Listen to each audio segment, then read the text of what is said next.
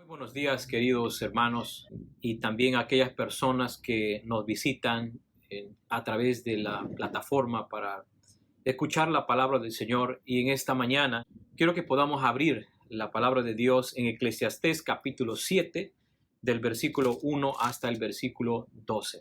Vamos a orar al Señor, que Él sea el quien nos esté guiando al meditar y reflexionar en su palabra. Oremos. Señor, estamos agradecidos por darnos siempre la luz de tu palabra en medio de nuestra vida, en medio de estos tiempos tan difíciles.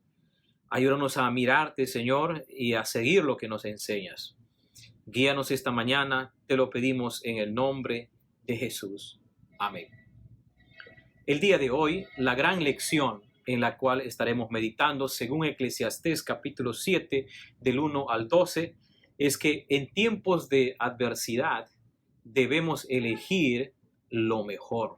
El predicador nos alienta en esta mañana a que todos aquellos que estamos pasando dificultades o adversidades, nos invita a confiar en Dios, en el Dios soberano, en tiempos de adversidad, buscando lo mejor. ¿Por qué el predicador nos insta a buscar o elegir lo mejor en tiempos de adversidad?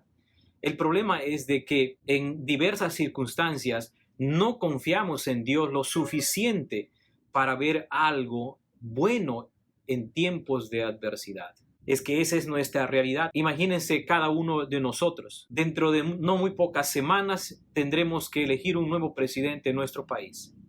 Y tengo dos preguntas para todos nosotros. ¿Por qué nos aterra tanto saber que Castillo puede ser presidente? ¿O por qué nos retuerce la conciencia al saber que Keiko puede ganar?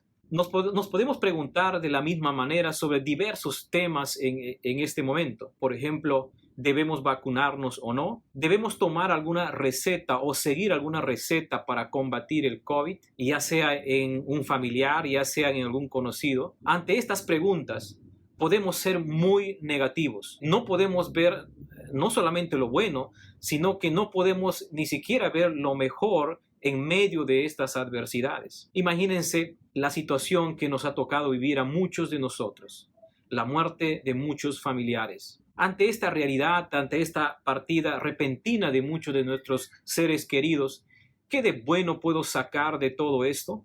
Podemos nosotros terminar culpando al resto. Podemos nosotros resentirnos con las personas. Podemos hasta resentirnos con Dios. Pero recuerden lo que la semana pasada en el mensaje se dijo. En el capítulo 6, versículo 12, ¿quién sabe cuál es lo mejor para el hombre en esta vida? Y ante esa pregunta la respuesta es obvia, solo Dios lo sabe. Y lo que acabamos de decir, que la existencia de la adversidad en medio de la vida, tanto la verdad de no saber qué es lo que es mejor para nosotros, como la existencia de las adversidades, Dios está presente. Dios está garantizando ambas cosas. ¿Cómo así? Dentro de este contexto de no conocer lo que nos depara el futuro, nos sale a la vista de que realmente es Dios quien sabe todo. Lo que sí podemos hacer en tiempos de adversidad es buscar o decidir lo mejor. ¿Qué escenario viviremos de aquí en unos meses, de aquí en unas semanas? ¿Cuáles serán las circunstancias que nos tocan atravesar? ¿Qué es lo mejor para nosotros? Dejémoslo a Dios todo este asunto y nosotros ocupémonos en buscar lo mejor ahora. Porque saben, mis queridos hermanos y amigos que nos escuchan, los cristianos podemos detectar lo bueno, lo mejor, aún en tiempos de adversidad. Miren lo que la palabra del Señor nos va a enseñar. Según Eclesiastés capítulo 7 del 1 al 12, los que vivimos en tiempos de adversidad somos llamados en primer lugar a aprender a atesorar cada día como una bendición. La palabra del Señor dice en el versículo 1, mejor es la buena fama que el buen ungüento, y mejor el día de la muerte que el día del nacimiento. Mejor es ir a la casa del luto que a la casa del banquete, porque aquello es el fin de todos los hombres, y el que vive lo pondrá en su corazón. Mejor es el pesar que la risa, porque con la risa del rostro se enmendará el corazón. El corazón de los sabios está en la casa de luto, mas el corazón de los insensatos en la casa en que hay alegría. por estos versículos, nosotros podemos aprender a atesorar cada día como una bendición. Es decir, esta es la lección, la primera lección que nosotros tenemos a la luz de estos versículos cuando reconocemos que estamos viviendo en tiempos de adversidad, y lo mejor que nosotros podemos escoger es aprender a atesorar cada día como una bendición. Estos versículos nos animan a reconocer que la muerte es una realidad latente para todo ser humano. Mira, fíjense cómo empieza el versículo, diciéndonos que la muerte es mejor que el nacimiento, que la casa del luto es mejor que la fiesta, que la muerte lo reconocemos como una realidad presente. Dice el versículo, en mi corazón, al final del versículo 3. El dolor mejor que la risa, el versículo 3. Al inicio. El versículo 4 regresa al mismo punto del versículo 2 al decir que mejor es la casa de luto que una fiesta, es decir, como una boda. Todos sabemos que vamos a morir, pero no nos gusta la idea de que podemos morir ahora. Imagínense, hace algunas semanas atrás, algunos pocos días en realidad, estuve ante la tumba de mi padre y de mi madre. Estuve en un velorio. Este es una enseñanza directa para mi propia vida de que algún momento tendré la hora de partir a la presencia del Señor. Para el creyente, la muerte es solo el paso para gozar las bendiciones de Dios. Y saben, la primera cosa que el predicador nos invita a mirar y a reconocer es la inminencia de la muerte. Es decir, más aún para nosotros, en esta pandemia, nos ha ilustrado vívidamente lo que ocurrió en el huerto. La muerte entró para todos los hombres. Hay un contraste en esto. No es que el predicador está teniendo una visión pesimista de la vida al mirar tantas muertes o al observar tantas muertes a su alrededor. El punto del predicador, al llevarnos a reconocer la inminencia, la cercanía de la muerte en nuestra vida, es que si estoy vivo, ¿cuál será el impacto en mi existencia? La realidad de la muerte nos debe llevar a reorientar nuestro presente. Nos debe llevar a meditar seriamente en nuestra vida, en este instante, en este preciso momento. El Salmos 92 dice, enséñanos a contar nuestros días. Claro, por eso es mejor ir a una funeraria que a una boda, pues aprenderemos a contar cada día sin desperdiciarlos. En tiempos de adversidades, podemos atesorar cada día como una bendición de Dios para servirle y para glorificarle. No desperdicies tu vida, úsalo para el reino de Dios. Así es que, ¿qué podemos hacer en tiempos de adversidad? Podemos elegir lo mejor, a reconocer cada día como una bendición del Señor y usarlo para su gloria. La segunda lección que aprendemos es que los que vivimos en tiempos de adversidad somos llamados a recibir una crítica constructiva más que la adulación. Miren ustedes el versículo 5 y el versículo 6 dice, mejor es oír la reprensión del sabio que la canción de los necios, porque la risa del necio es como el estrépito de los espinos debajo de la olla, y también esto es vanidad. En tiempos de adversidad, ¿estaremos dispuestos a recibir una crítica constructiva, una crítica bíblica? ¿Saben?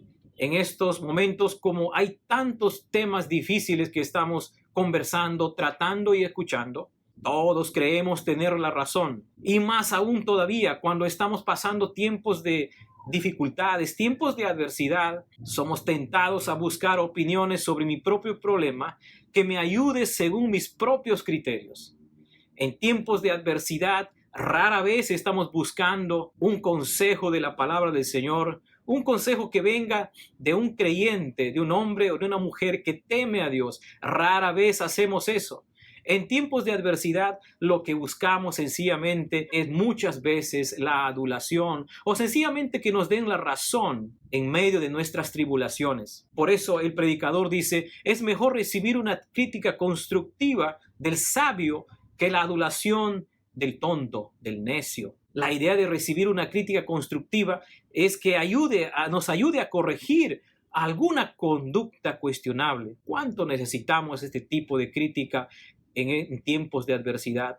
Lo necesitamos muchísimo, mis queridos hermanos, porque en las adversidades de la vida Podemos escoger caminos que no honran a Dios. Podemos escoger o tomar decisiones que en ningún momento van a ser corroborados por la palabra de Dios, ni menos el nombre del Señor van a ser glorificados. Pero aparte de esto, uno se preguntaría, bueno, ¿quién está buscando algún consejo, una crítica constructiva en este tiempo? ¿Estamos realmente buscando o deseando tener algún consejo, alguna guía en nuestra vida? La adulación, como he mencionado anteriormente, la adulación del tonto para nada ayuda. Es tan fugaz como aquella leña que está debajo de la olla, que todo desaparece, dice el versículo 6. Todo desaparece. Vivimos en tiempos de aislamiento. La pandemia nos ha llevado a que vivamos vidas bastante aisladas. Estamos gran parte de nuestra vida en relación con los hermanos, en relación con la iglesia, detrás de una pantalla. En este preciso momento estamos sí detrás de una pantalla. Estamos atentos o no atentos al mensaje de hoy, al culto de hoy. Pasamos bastante tiempo en el celular y esas son las maneras como nos comunicamos hoy en día. Estamos aislados. Sin embargo, debemos preguntarnos si también estamos aislados del consejo bíblico, de la ayuda mutua entre hermanos. Que no sea una excusa, hermanos, este aislamiento para no buscar la sabiduría en hermanos en la fe. Que este aislamiento no nos aísle aún más de lo que ya estamos en relación a nuestros hermanos. Necesitamos crecer juntos. Necesitamos edificarnos unos a otros. Necesitamos exhortarnos unos a otros en el temor del Señor para crecer como iglesia aún en estas dificultades que podemos vivir. El predicador observa y advierte que en tiempos de necesidades o de adversidades podemos nosotros ser tentados a no buscar el consejo de la palabra del Señor, a no buscar la edificación mutua entre hermanos, sino sencillamente cada vez más a aislarnos. La tercera verdad o la tercera reflexión que nos da este pasaje es de que los que vivimos en tiempos de adversidad somos llamados a soportar con paciencia, esperando el final. Miren ustedes lo que dice el versículo 7. Ciertamente la opresión hace entontecer al sabio y las dádivas corrompen el corazón. Mejor es el fin del negocio que su principio. Mejor es el sufrido de espíritu que el altivo de espíritu. No te apresures en tu espíritu a enojarte, porque el enojo reposa en el seno de los necios. Nunca digas cuál es la causa de que los tiempos pasados fueron mejores que estos, porque nunca de esto preguntarás con sabiduría. Es decir, que en tiempos de adversidad los creyentes podemos escoger lo mejor cuando soportamos con paciencia esperando el final. El predicador se da cuenta que hasta el sabio, y aplicando a nuestros días hasta cualquier creyente, hasta el creyente más espiritual, es una potencial víctima de escoger lo malo, es decir, de no escoger lo bueno en tiempos de adversidad. El problema de la falta de espera es debido a que queremos saber el final de nuestros problemas. ¿Quién de nosotros no ha sido tentado a el deseo de conocer cómo va a ser el final de mi problema, de mi adversidad? Y al no poder acceder al final, entonces actuamos, como dice la palabra del Señor, como tontos. Pues el tonto, dice el texto, que ante la adversidad puede dejarse llevar por la codicia. Somos tentados a no escoger lo mejor en tiempos de adversidad porque vamos a intentar buscar la forma más fácil de enfrentar nuestros problemas. Por eso menciona aquí que hasta el sabio puede ser tentado a no escoger lo correcto cuando estamos pasando tiempos de prueba, tiempos de adversidades. También podemos decir que el tonto que se menciona aquí, o el necio, es que ante la adversidad podemos perder la humildad y dejar que nos invada el orgullo. ¿Cuánto de esto no hemos luchado en estos días, en tiempos de dificultad? ¿Cuánto nosotros, cuando estamos pasando diversos problemas en nuestra familia, en nuestra casa, puede más nuestro orgullo que la humildad? Puede más nuestro yo que buscar la dirección del Señor. Puede más lo que yo digo que lo que dice el Señor. También la reacción del tonto dice que ante la adversidad respondemos con enojo. Dice acá que los tontos acumulan su enojo para que al final exploten. No pueden esperar pacientemente. ¿Cuántos luchamos con nuestro mal carácter? ¿Cuántos luchamos con aquellas personas que dicen que cuando yo me enojo, me enojo? Es decir, que ante la adversidad perdemos y solamente respondemos con enojo, con ira. Que ante la adversidad, la parte del versículo 10, respondemos con queja. La queja puede ser una respuesta ante nuestra adversidad. Y la pregunta que se hacen según este versículo es: ¿los días pasados son mejores que estos? Al quejarnos estamos mostrando nuestra insatisfacción ante el presente. Miren ustedes lo que la palabra del Señor nos está diciendo. La queja es una potencial tentación cuando estamos pasando dificultades. Por eso el predicador nos invita a buscar la paciencia, a soportar hasta el final. Recuerden, hermanos, que la palabra del Señor nos enseña que la paciencia es fruto del Espíritu. Es decir, si no estamos caminando con Dios, será difícil poseer paciencia para enfrentar las adversidades que aparecen en nuestro diario vivir. No nos desesperemos, queridos hermanos, ante la adversidad. Esperemos en el Señor hasta el final.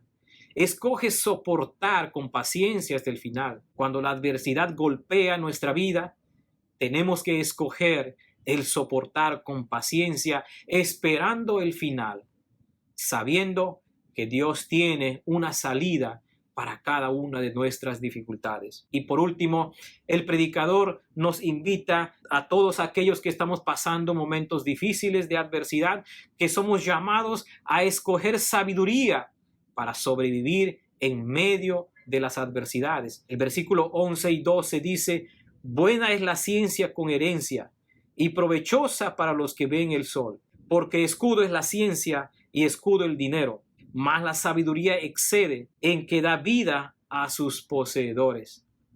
Podemos atravesar las adversidades neciamente. Podemos atravesar las adversidades lejos del consejo de Dios. Podemos nosotros atravesar las adversidades viviendo a nuestro modo, solucionando a nuestro modo, según nos parezca. Cuanto más nos alejamos de Dios, cuanto más será nuestro alejamiento de sus caminos. Cuanto más nos hemos alejado de Dios al tomar caminos que no le honran. Por eso es que el predicador dice en el versículo 11 que la sabiduría es buena como la herencia. La sabiduría es comparada aquí con la herencia. Recuerden ustedes de que el predicador está escribiendo en una cultura netamente agrícola como era Israel. Es decir, la herencia en una sociedad como Israel estaba relacionada con la tierra. La herencia de tierra pasaba de hijo a hijo y así de familia en familia. Y poseer tierra, poseer herencia, representaba estabilidad, representaba buen cultivo, representaba tener alimentos, representaba tener o poder sobrevivir ante la vida. Por lo tanto, la sabiduría que viene de Dios sirve para enfrentar los tiempos de adversidad. Esto me lleva a preguntar, hermanos, ¿es que estamos llenos de la sabiduría de Dios? ¿O la sabiduría que profesas es compatible con la del Señor? Si la sabiduría nos puede ayudar a sobrevivir los tiempos difíciles, la pregunta que debemos hacer constantemente cada uno de nosotros es: ¿cuánto de la sabiduría del Señor está en nuestra vida para enfrentar los diversos problemas o adversidades que vivimos? Miren ustedes cómo vivimos. Solamente analiza tu presente.